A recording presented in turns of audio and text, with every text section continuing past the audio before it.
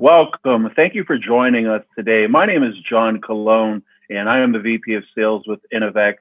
I'll be moderating today's supply chain panel with a great company, two amazing leaders. With me today, I have Sushant Pandita, who is the Global Program Director with Maersk, and I will introduce Sushant in a moment. With me, I also have Andrew Slusher, the President and CEO of SMC3. Sushant, Andrew, thank you for joining me and the rest of the Innovecs team today and our viewers. If we could start with you, Sushant, and you could just give our viewers a little bit of a background on you and Maersk, of course, and take it from there. Yeah, thanks, John. Always a pleasure to talk to you and to be a part of this panel.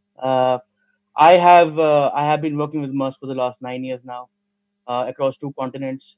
As many of the people would know, that Maersk is one of the biggest companies in supply chain and management and logistics as well. We have offices in 130 odd countries and around 80,000 employees working across the world. I currently deal in supply chain management, but I have previous experience of freight forwarding, ocean, and then air freight as well. So it would be a pleasure to be on this panel to solve and to answer some of the main critical aspects of the supply chain because of COVID-19. So yeah, I'm looking forward to it. Great. Thank you for that. And Andrew, if you'd be so kind to just give us a short overview of your background and SMC3, that would be great. All right. Thanks, John. I'm really appreciate being included in this today and looking forward to the conversation. SMC3 has been around for many years. It's an 85-year-old company, and it actually originated as a rate bureau, helping manage rates in the southeast region of the United States in the days of regulated pricing for the less than truckload industry. In the 1980s, as deregulation went away, or as deregulation took hold, I should say, SMC3 morphed into a technology business. And today it offers data, technology, and educational services to the logistics industry. So we have many, proven solutions in the industry, and be very happy to speak to those and the value that they bring today in the world of COVID-19 as we know it. Great. Thank you for the introductions. We're going to start off with a really important question that has come in from some of our social media channel viewers, and clearly something you just touched on, Andrew. I'd like to start off with just finding out how, we'll start with you, Sushant, if that's okay, but I'd like to find out how has Maersk been able to, if you will, put a Band-Aid on the pandemic with supply chain. Additionally, what are some of the things that Maersk has done to really make sure that its supply chain keeps moving forward? Yeah. So I think I will try to phase it down in basically 3 phases. The first phase started in the month of February, when we had the pandemic arriving in China. That basically impacted the supply side, the upstream of the whole supply chain, which was so all the customers, our main customers, are in the Western countries. So Europe and US, they faced the supply challenges. So they were not able to get the goods onto the water or onto the air or the other modes of operation. So that created the first challenge. The second challenge, when the pandemic reached the other parts of the world, basically the Western world, that created a demand issue. So the supply side of the whole supply chain was working okay at that point of time. So I'm talking about middle of April and to basically end of May. But then the demand at the destination started to come down. So we faced that challenge. We tried to devise solutions to get things in order. For example, we had numerous solutions of forward storage, CFS storage at the origin, destination storage at the origin, also trying to give visibility to the supply chains, because we are working in a very different world now, with technology and Internet of Things coming into place in a big manner, but still there is a lot of gap on the overall supply chain. For example, a customer like Walmart doesn't know, uh, or they have limited visibility of the raw material supply chain for their own vendors. For example, in Bangladesh, so it was kind of an eye opener for all these customers that the supply chain is not only limited to your own suppliers.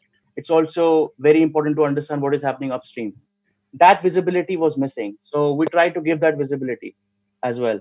Obviously, it's a very difficult task, and it will not happen in a matter of 3 months. It's a long uh, it's a long task. It will take a lot of time to get these things in order, but at least we have moved to the first step, in which we are looking at customer centricity, trying to understand what the real problems of the customers are, not looking at supply chain in a silo manner, looking at end-to-end supply chain, looking at visibility solutions, looking to give demand sensing solutions to customers, and customers have onboarded a lot of solutions from our side. We are also looking at we also had to withdraw some of our key vessels or key lanes. We call it trades in our business. So we had to decrease the capacity of the vessels in majority of the lanes, because the volume was not there, right? So but we had to redivert, and all this was helped with the help of technology. The final stage is the current stage, when we are into the tail end of the pandemic. So now we have to now recoup the whole supply chain to the same level of probably January or December last year. So that is going to be a different challenge, which we are seeing now. We obviously have a supply of vessels, but now the customers want more containers on that vessels. So that whole revamping and increasing of the capacity will be a different challenge, and obviously technology is helping us in getting to that level. So Great. very holistic way of looking at supply chain. We are lucky that Maersk has this scope and the bandwidth to implement all these solutions, and we were able to support our customers in the best possible manner in that manner. Good. We're going to touch on transparency in just a little bit. Andrew, how has the pandemic and COVID-19 affected SMC3? You know, SMC3, as I mentioned, has been around for 85 years, and we have what I would call very proven solutions that we provide the industry.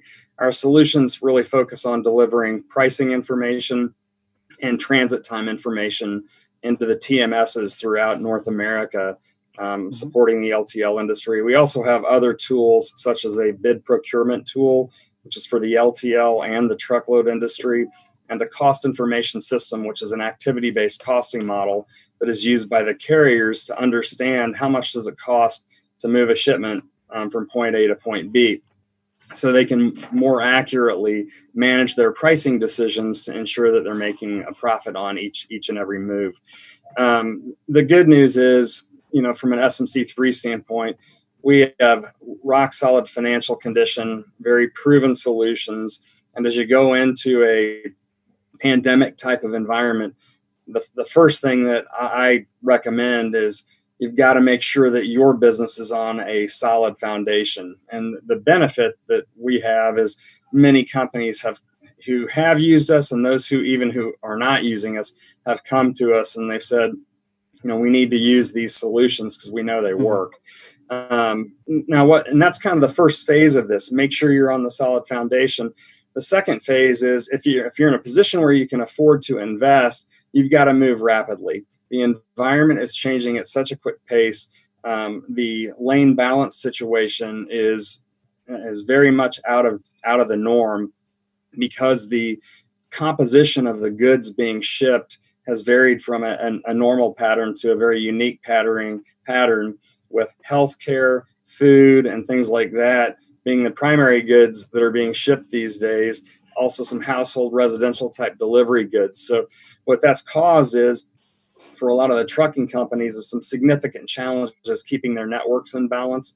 So you have the solid foundation with some of the core tools, but these companies are also having to adapt very, very quickly. It's agility to be able to adjust what sometimes are a bit of a fixed network of assets, trucks, and trailers to address the shifts that have happened so rapidly with kind of a downturn in manufacturing, upturn in healthcare and food and supplies. So some huge swings. SMC3 was very fortunate too going into this in that we have a strong business continuity plan. We had begun monitoring the pandemic as it unfolded in China at the beginning of the year. We went into some crisis planning really in late February and into early March as it was starting to hit the U.S. And a few years ago, we equipped all of our employees with laptops. So we launched a test in the very beginning of March to see if we can truly go to a full working remote environment successfully. And I had done this about 4 years ago because there were some hurricanes that swept through Florida and on into Georgia where we're based. And I thought, if there's a natural disaster, we need to be prepared to keep the operation running. Fortunately, we have data centers across the United States. We have failover redundancies. So we have multiple layers of security and multiple layers of backup to ensure that SMC3 continues to deliver the solutions that are needed by this industry on a day in, day out basis. So we did our work from home trial. It went very, very successfully. And as of March 13th, our entire company has been working remotely, and we continue to do so at this point. So it's been a quick transition for us, but it's one that we felt that we were very prepared for. And fortunately, all of our employees have been healthy, which allows us to serve the industry very well. Yeah, and it sounds like speed along with accuracy. One thing that really stood out to me, Andrew, was you just said it, was we moved fast. And, one of the things that I've noticed with some people that I've networked in supply chain is that word. We had to work very quick, neck breaking speed. We had to make a lot of decisions without really knowing what those outcomes were. So all good stuff. And Sushant, would you say that speed was also a big factor in Maersk's case as well? Yes, absolutely. I echo what Andrew said. I think for an organization to work entirely from home, it is unprecedented. We have not seen it, probably will not see it in our lifetimes. We had to work with customers, provide solutions which we have never provided to anyone else because no one wants these solutions. To stop cargo, for example, at a hub in Dubai or something. So those kind of things, we had to devise solutions which had to be very new, and we had to devise them very quickly. So speed was probably the most important aspect of the pandemic response. Yeah. And you can imagine that 70,000 odd people working from home. It's unprecedented, as I said before. Yeah, John, I was on a board meeting for SMC3 yesterday, and we have many of the largest LTL companies represented on our board, as well as some of the largest logistics companies in the industry. And the consistent theme that I heard from them was speed. And they said, SMC3, you need to continue to move quickly, but as important as that, they have to move rapidly to figure out ways to better utilize their fleet. In a business and labor intensive, profitability is really measured on very thin margins, and you've got to make sure you're extremely efficiently utilizing those assets in business. And as the freight flows have changed as they have over the last few months, efficient asset utilization becomes very, very challenging. So they're having to take traditional systems and really build extensions onto those to navigate through the uncharted territory that we're in today. Sure. And what reassurances, if you've had to, have you given to clients? I know that you have lots of clients, Andrew, but what are some of the reassurances that you may have had to put out there directly or indirectly with some of your clients to let them know, look, we're remote based. We've pivoted awfully fast. And have you, besides giving them reassurances, have you had some positive feedback? We have actually. We've done quite a few things actually. Our marketing campaign and theme we changed very, very quickly as soon as the crisis hit, and we really went to a marketing campaign that focused on brand, reliability, and trust. And we are, again, a proven brand in the industry, one that's been around a long time with a lot of experience in this space. So we really placed a visible emphasis on that. Our sales team, our employees, we have had webinars with customers. We've had frequent phone calls with customers. Unfortunately, we had to cancel our summer conference. We host 2 conferences each year, and we did have to cancel the June conference, which was scheduled to be in Boston. But anyway, and that's an opportunity where we meet with many of our customers in a single setting. But we've been on the phone, working the phones, answering emails, being as responsive as we can. Again, webinars, training. We just launched also an LTL education program. It's a 5-part course where you can learn about the LTL industry. And we've heard that numerous logistics companies have had to downsize as an unfortunate result of the COVID-19 pandemic. But for those who they need them to be very aware of LTL, and a lot of them are working remotely, so they can't host training programs on site like they normally do. So online education on the industry becomes a real powerful tool. So we've engaged with our customers on the educational front, one-on-one through phone, web, etc. And that's been very powerful. The other thing we've done too is we've focused on really 2 primary areas during this pandemic. Number one, it's our employees, and it's the health and well-being of our employees. My team and I are in frequent communication with all of our employees at all levels of the organization to make sure they're doing well, that they have the tools they need. Because if your employees are healthy and they're well and they have the resources needed, they're going to be in a position to support our customers. And then the other part of this is delivering basically high quality solutions that our customers expect. And that's where the frequent communication with our customers has paid off as well. So there's a deeply rooted sense of support from SMC3 amongst our customer base that we found to be positive, and we've done our best to try to maintain that throughout the crisis. Sure. One thing that stood out to me, Andrew, was the education part. I think in many ways, and I look at my career, but particularly with Innovecs, the educational part, I believe in the long run will also add to your client retention rate. And I say that because there are so many people that have been in supply chain, in my experience, for 30 or 40 years that have been shook by anxiety and fear, where it's crippled them with in many cases making decisions.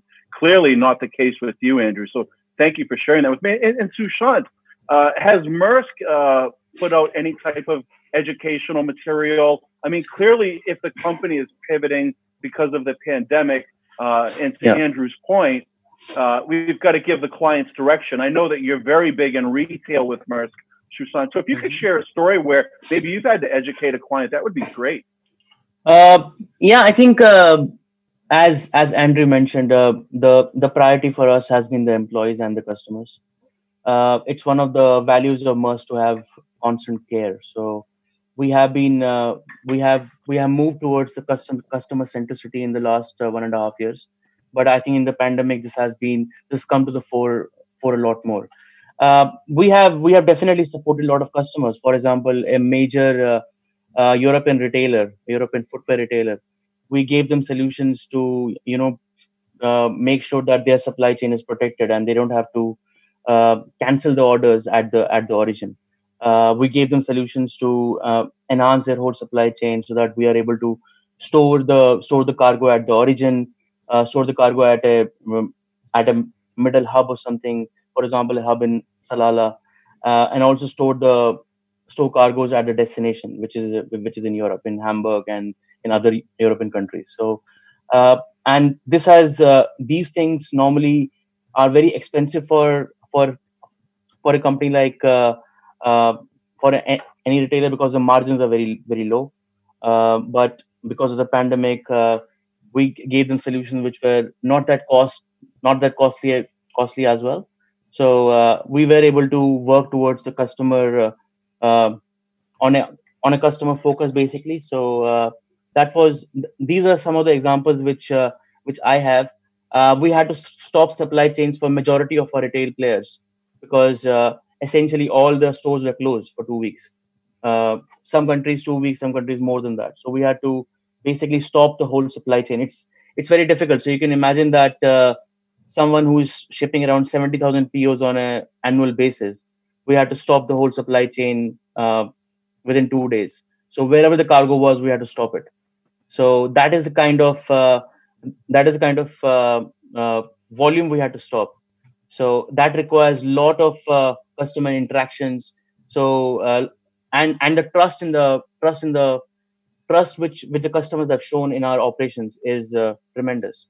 So they trusted our ability to make sure that we are doing the best thing for their supply chains.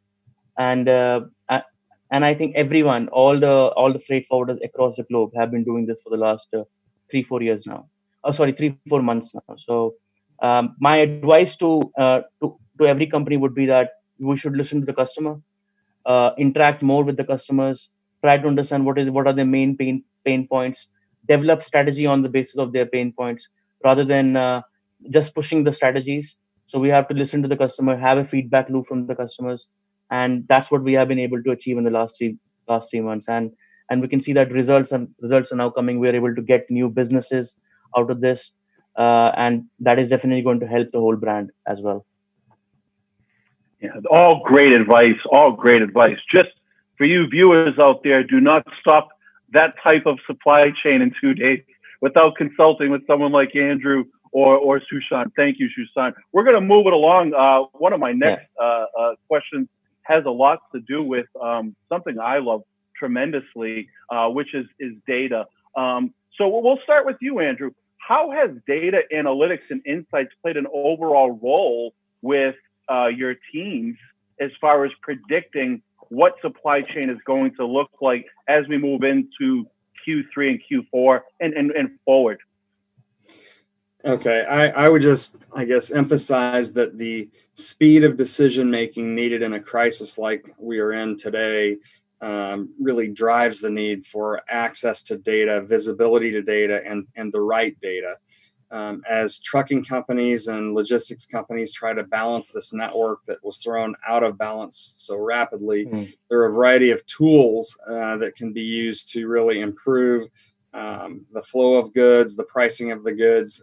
Some of the tools I know that we offer, and there are others in the industry that have it as well, would be dynamic pricing capabilities. And it's the ability to price given new lane balance constraints and needs. You can price on a real-time basis to keep yourself profitable and commanding the price you need to operate profitably in those lanes where the imbalances exist. So dynamic pricing is critical. Quick access to, it's really visibility into shipments. You need to be able to see how the goods are moving, where they're moving. You know, in the United States today, it's not only the COVID pandemic, but we've had some situations involving some civil disturbances and riots over the last month. And that creates security issues in terms of how you route trucks. Do you route a truck down the normal path if it leads you right into the risk of civil disobedience affecting the product and the goods on those trucks? So you need to have constant visibility into your dispatch process, your routing of the tractors and the trailers, and where the goods are moving and the paths they're taking to ensure that you can ensure really safe and secure delivery of those goods. So I'll just say data is highly critical, and there's a huge push in the LTL industry as well as truckload to provide that real-time visibility to shipments moving throughout the network and to enable pricing on a dynamic basis in the industry. Great. And what product within the SMC3 cloud, for some of our viewers that might be looking into new technologies, I don't want to make this a sales panel, but I would like our viewers to, there's so many products in the SMC3 suite, but what would be a particular product where they could pay close attention to real-time pricing? We have a variety of products, but our traditional products are Rateware and Carrier Connect, which provide standard contractual price information, rate quotes, as well as transit time. But just last year, we launched what's called Volume LTL, and that provides volume or truckload type quotes on a dynamic basis. And it's really not all truckload; it's even less than truckload shipments. But we make those available as well. So we have Volume LTL out there. We also have a dynamic pricing solution out there for LTL that is rolling out. So anyway, those are a couple of things you could look at that would provide assistance in that space. Great. Thank you for sharing that with us. And Sushant, what level has data analytics and insights played in with Maersk, and how has that helped? I think the most important aspect of the supply chain is data. So as initially in the discussion, I said that customers are not aware of their upstream supply chains.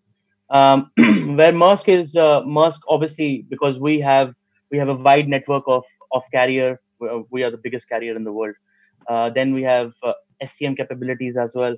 We have ports as well. APMT is a company for us, and we are developing new products like TradeLens, which which work on blockchain capability, and we are trying to manage the whole end-to-end supply chain visibility, which is obviously which is going to be a very helpful tool after the pandemic as well.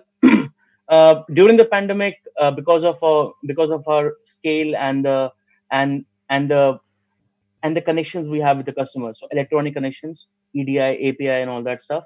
So that has helped us in getting the right amount of data from the customers to understand what the demand is within our top 100 or top 150 customers, and then we are able to manage the capacity of our vessels on the basis of that, manage the capacity of our CFS, container freight stations at the origins, on the basis of that. So data has been able to help us in understanding which trade lanes we have to deploy more vessels on, which origin offices we need to pay extra attention towards. For example, Bangladesh has been closed for the last 6 weeks now.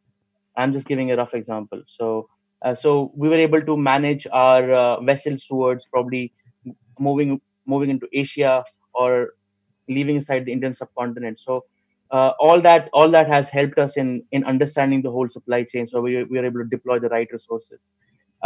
We have a e-commerce platform called Twill, which is very similar to what Andrew is mentioning. There is real-time pricing. We have a solution for Maersk Spot, in which you get a quote instantaneously. It's like an airline ticket. So you go to the website, you click, you want to go from Shanghai to Felixstowe, you get a rate for that. So these kind of things that have come to the fore now because of the whole digitization of the supply chain. These products will come to the fore, and we are talking about them with our customers. We are seeing a tremendous growth in all these new initiatives, and we understand that integration of the whole supply chain is important, and data will be the integrating factor. So if the data is there, the companies who put their minds into data will be the companies who will move forward in the new world. Totally agree, Sushant. I actually grew up in the airline industry in the 80s and 90s during really the data revolution in that industry, and I can't agree more with you, Sushant, about the value of good and timely data. And we're seeing in the United States, at least North America, really a data revolution affecting the truckload and LTL industries over the past 10 years. There's been a huge infusion of capital, new technology companies emerging. It's been a really exciting time, actually, in the transportation industry in North America, as I think the value of data is truly being recognized and capitalized on now. And this is a classic kind of storm that we're all facing that really expedites the pace of that change that we've seen. Sure. Definitely. I think one more thing which probably we can do more of is visibility dashboards. That is something which is missing in the supply chain currently. We know that this is wrong in the supply chain, but how do we get to the thing? So it's important that that the decision makers within supply chain companies and also within the customers have the visibility, have the understanding of where the pain points in the supply chain are. So visibility dashboards are assisting towards it, and Maersk is developing a lot of visibility dashboards as well. We have a partnership with one of the pioneers in this, E2 Open. It's a functional partnership where we are developing new generation TMS softwares for the customers. We're also looking at dashboards for the customers, which is definitely going to help us in getting to that root cause of the problem, and then providing solutions to the customers. Sure. And it's so good to hear both of you touch on technologies that are really the future for supply chain. Prior to joining Innovecs, I was a consultant for a company, and really what I would like to say that stood out to me really loud between both of you talking here was just how much data has been extremely useful for you, and not only predicting, but almost everything. And I'm going to just lean into my next question here, and I'll start with you, Sushant. And the question I think our audience has been waiting for, and we've touched on it 7 times already. So it's about traceability.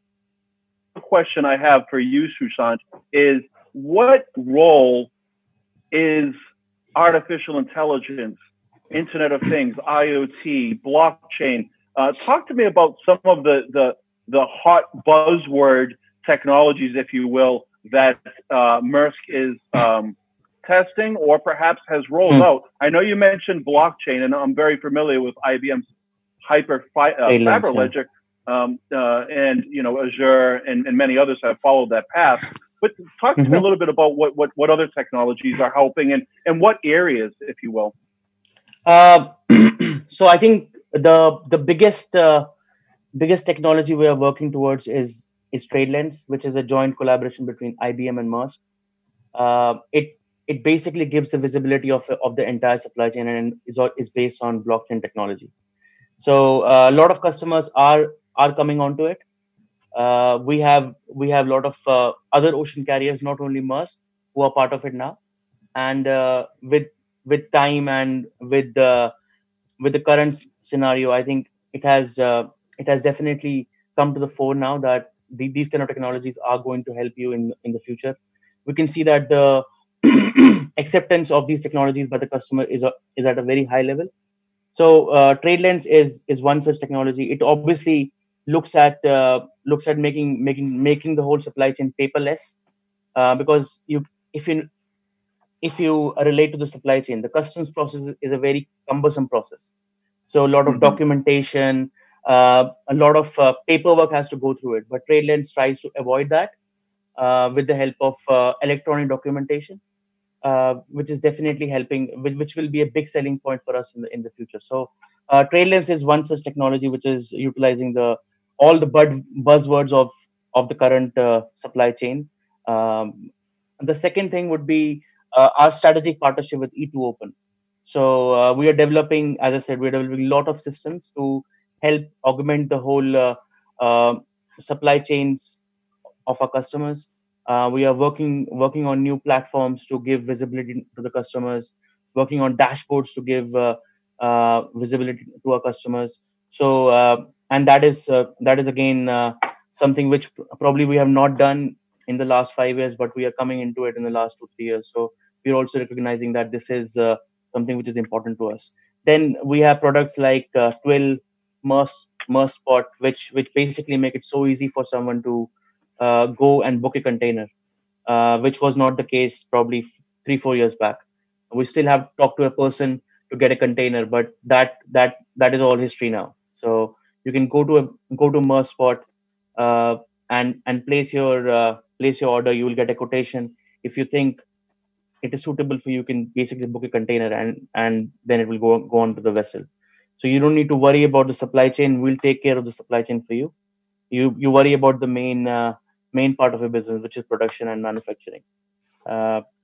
So these are some of the top items which we are working on, and obviously with the current situation and our goal to be the integrator of the supply chain, we definitely feel that there is a lot more we can do, and we are doing that as well. So it's a continuous improvement kind of a thing. So it will keep on happening. Thank you for sharing. And Andrew, what I'll put this out there for our viewers. Innovecs has done a tremendous job working with Andrew and his team and helping develop some of his software. But what particular technologies stand out to you, Andrew, both today and for tomorrow, right now for SMC3?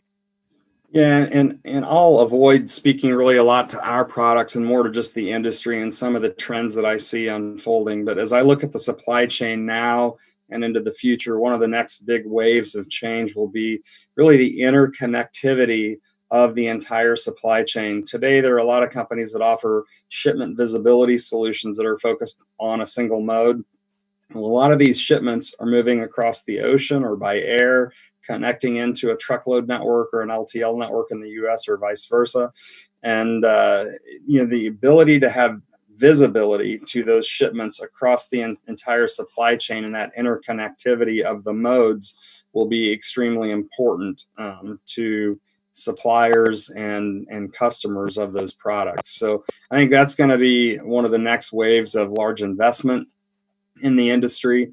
I also think that AI and predictive analytics will play a role, and it's really to be able to predict where the chokeholds will be on trucking company networks, operational networks, supply chain, et cetera. And there are so many elements of data available today that can feed into that, where you can truly have a predictive analytics type model that can drive your pricing decisions, that can drive your operational decisions regarding your fleet, better asset utilization, et cetera. So those are some of the key areas that I see movement in over the coming few years. Great. Thank you for that. We have some questions that have come in over the last, give it a couple of weeks, and some of them have been around traceability. Now, given my experience, which is not nearly as close to both of yours, I do know that there are some companies out there right now offering solutions with IoT sensors for ships, tractors, and for air freight, where some of these little sensors are running on IoT with 4G or 5G signals and reporting back to a hub real time. In summary, what I'm driving at is with that type of technology running on blockchain, why are we seeing so many medical supplies disappear from the supply chain? Is it an internal issue? Sushant, if you could, or Andrew, both touch on that just a tiny bit. A lot of our viewers, in fact, almost 7 or 8 of them have said, why are we missing ventilators? Why are we missing masks? Why are we missing N95? Why are our nurses and doctors during this pandemic globally suffering from medical supplies gone missing? And we've heard leaders of this world use the word supply chain in their address. So if I could start with you, Sushant. Yeah, so I think by nature, medical industry has a lot of theft.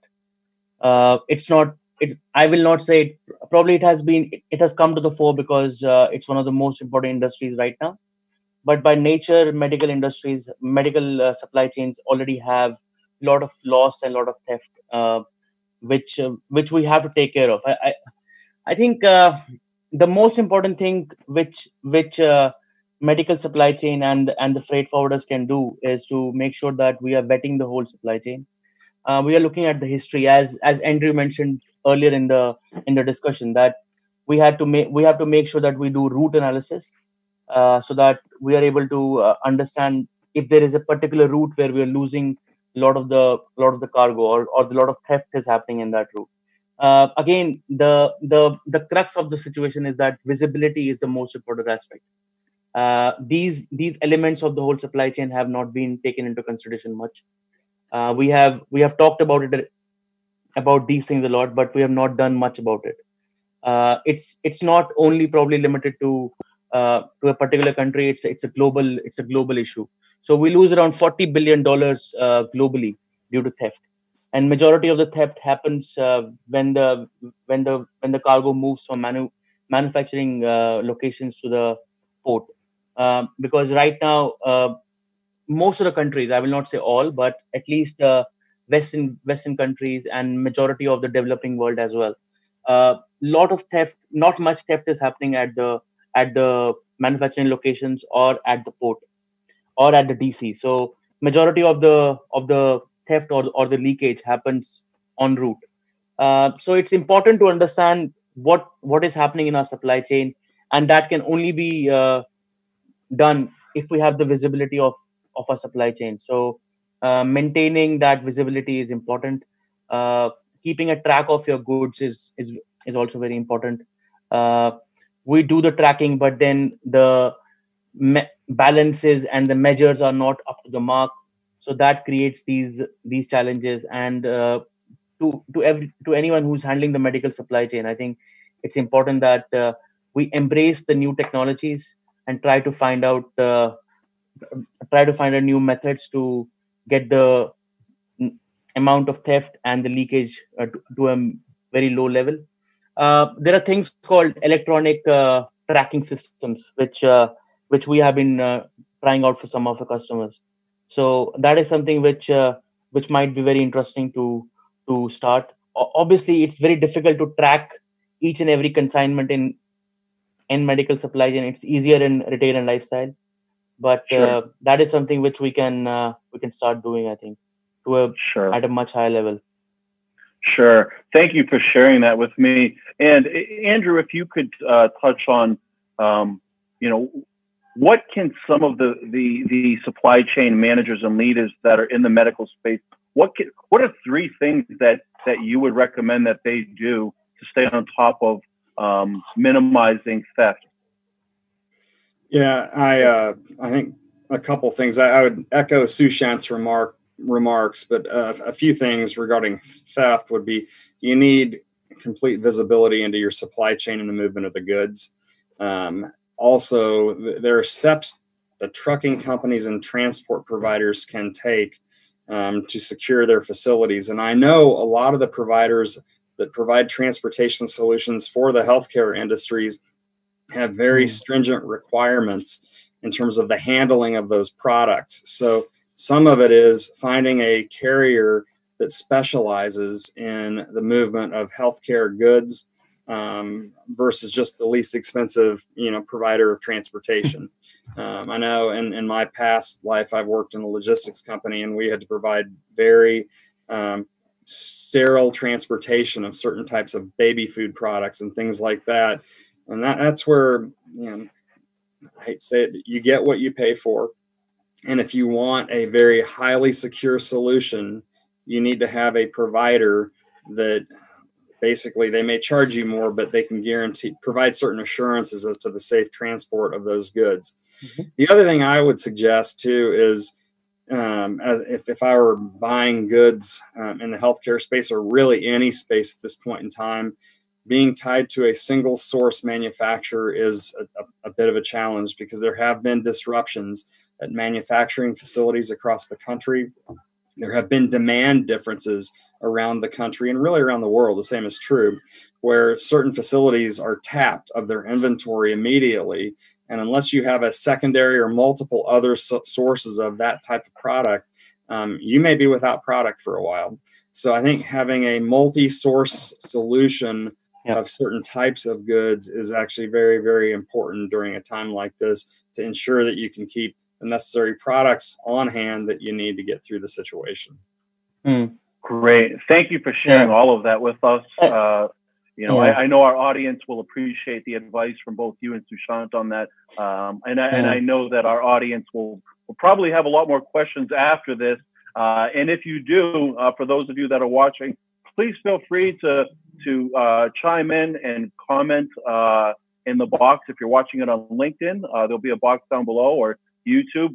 Feel free to chime in. And Andrew and his team are prepared to answer questions, as well as Sushant. I'd like to as we have about 5 or 10 minutes left with this, just sort of open it up for a casual discussion about supply chain.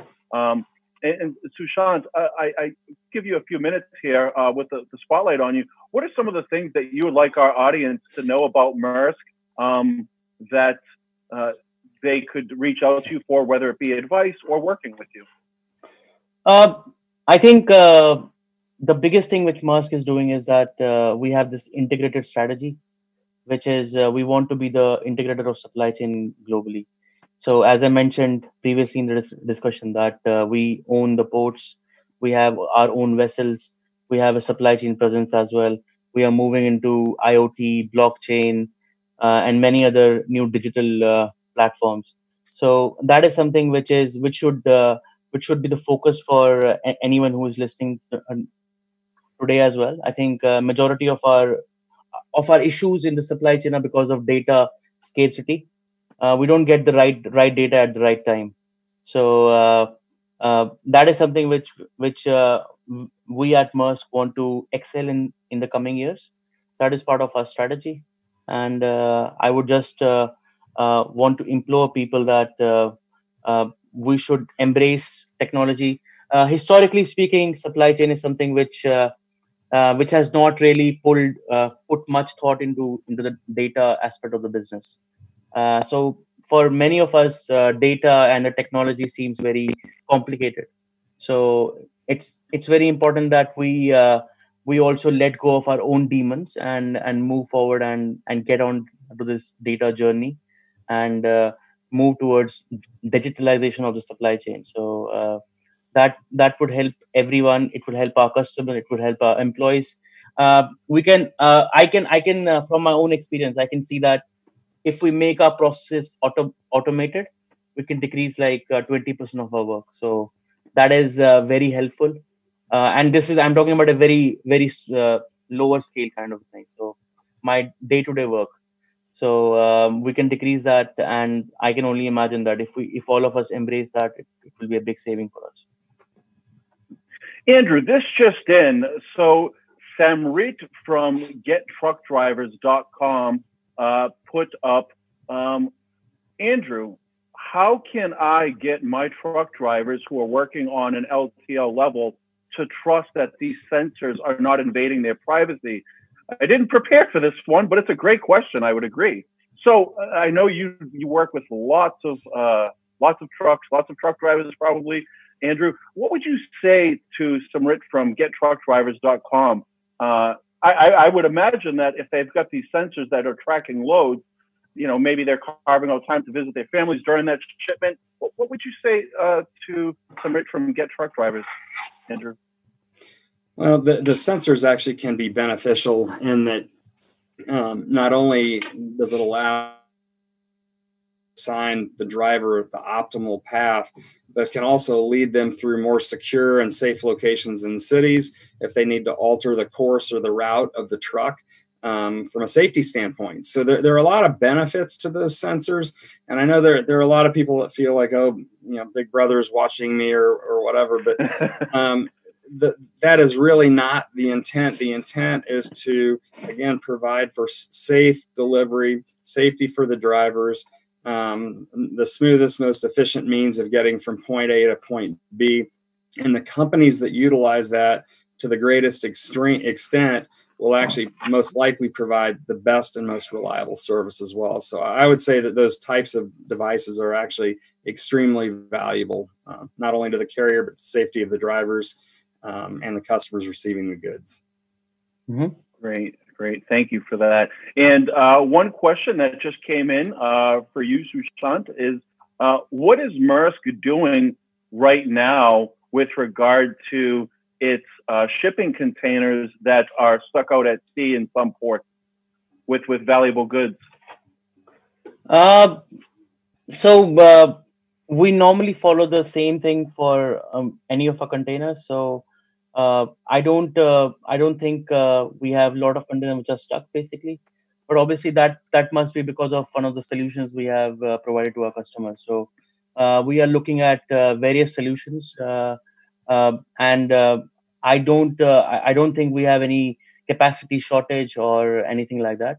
obviously, because of the pandemic, there was a demand which was constricted, so we had to redeploy our vessels and also probably to slow stream some of our vessels. But we should be back to normal very soon, and we are seeing that as many of the leaders of global leaders have said that it will be a U-shaped recovery. We are entering into the upward curve now, so we can see that the volumes are coming up. So it should solve itself in the near future. Sure. So we is it safe to assume that a lot of local ports? I know here in the U.S., the head of the country has made it very clear. Our president of the country has made it very clear that he's allowing decision makers at a local level. And so my assumption is that that's probably happening globally. But thank you for the insight on that. Yeah. I'm sure our viewers today will definitely take that advice. And so we've got just a few minutes here, and so I'm going to open it up. Andrew, I see a question here. So this one from Mike Radabudian with L Squared Supply Chain out of Dallas, Texas. Thank you for watching. Andrew, question here. Does SMC3 solve for supply chain visibility and traceability real time? It does. We recently introduced a suite of products using API technology in the LTL industry, where we actually can monitor the flow of a shipment from point A to point B. So we do have a suite of solutions that does that. And then what I would say is if there are shipments in other modes at this point in time, we have other providers that we work very closely with that we can refer someone to if they need truckload or parcel or air.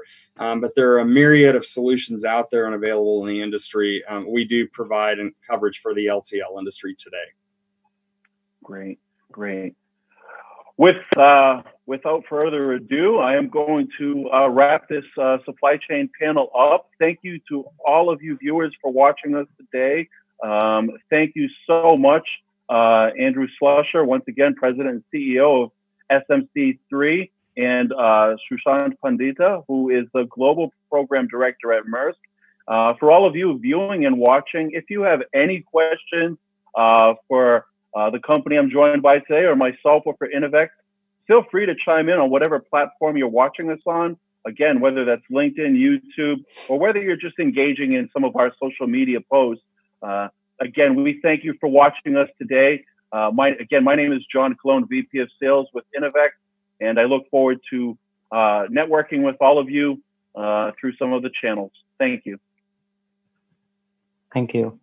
Thanks. Thanks.